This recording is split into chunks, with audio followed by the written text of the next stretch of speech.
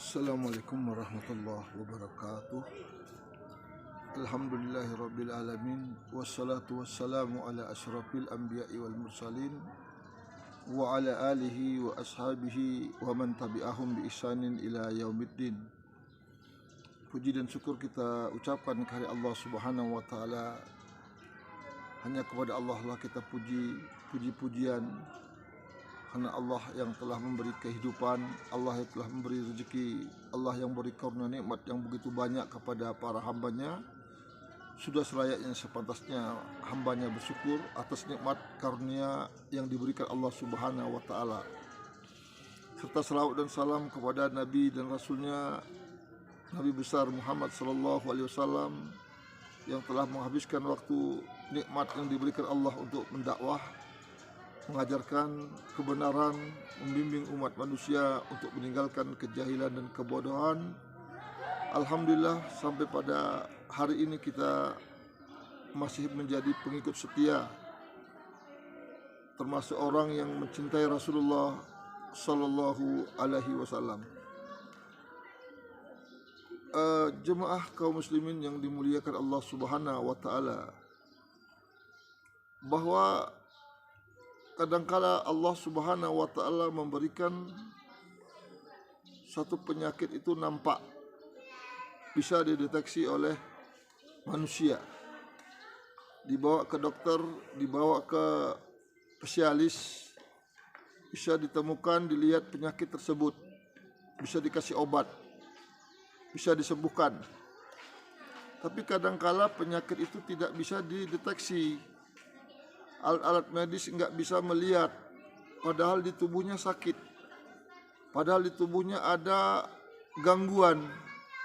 Misalnya sakit perut, dia mulas sakit perut, diperiksa medis tidak jumpa penyakitnya, padahal dia sering sakit perut. Atau sakit kepala, diperiksa medis tidak dijumpai sakit kepalanya. Maka di sini para ahli membagi dua.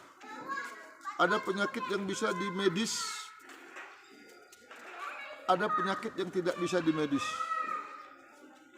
Kalau penyakit yang bisa dimedis, yang nampak, yang bisa terlihat, itu tabib, para dokter, spesialis bisa menolongnya.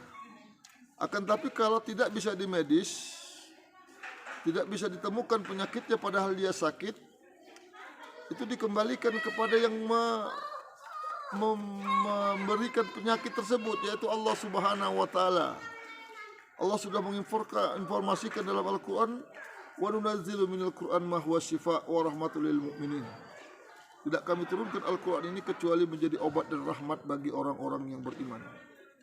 Syifa, penyakit bagi yang tidak bisa dimedis, yaitu penyakit yang gangguan sihir, gangguan jin, makhluk-makhluk jahat yang merusak pikiran, merusak sifat seseorang, maka itu dibersihkan dengan membacakan ayat Quran yang disebut istilahnya dengan ruqyah syar'iyyah. Kalau penyakit itu belum terjadi, itu bisa dibentengi dengan zikir-zikir, doa-doa yang telah diajarkan Nabi.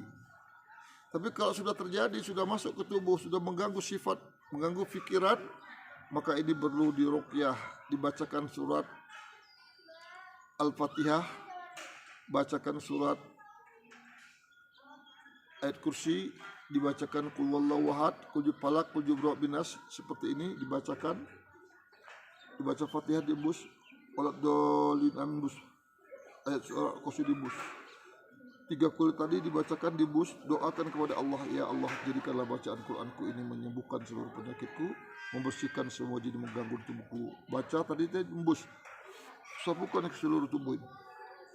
Sapukan, tarik dari bawah perut ini, tarik ke atas sampai ke sini, batukkan. Kadang-kadang kalau gangguan jinnya kuat itu bisa muntah. Muntahnya bukan muntah makanan, tapi muntah cairan atau lendir. Ini ruqyah, semua orang Islam bisa meruqyah, bukan hanya tukang ruqyah, bukan semua ustadz atau setiap orang muslim. Dengan syarat dia ibadah bagus kepada Allah Subhanahu wa ta'ala, jangan melakukan kemaksiatan kepada Allah, karena kita akan minta bantuan pertolongan dari Allah. Kalau kita banyak maksiat, Allah tidak akan berikan bantuan kepada kita. Iyyaka na'budu wa iyyaka nasta'in. Hanya kepadamu ya Allah kami menyembah, hanya kepadamu kami mohon pertolongan. Jadi semua Allah minta tolong kepada Allah Subhanahu wa taala. Selamat mencoba, semoga Allah tolong, Allah jauhkan dari gangguan-gangguan jin, sihir yang menghambat kesembuhannya. Silakan mencoba, bersihkan dengan membaca Al-Quran, ruqyah syariah secara benar. Assalamualaikum warahmatullahi wabarakatuh.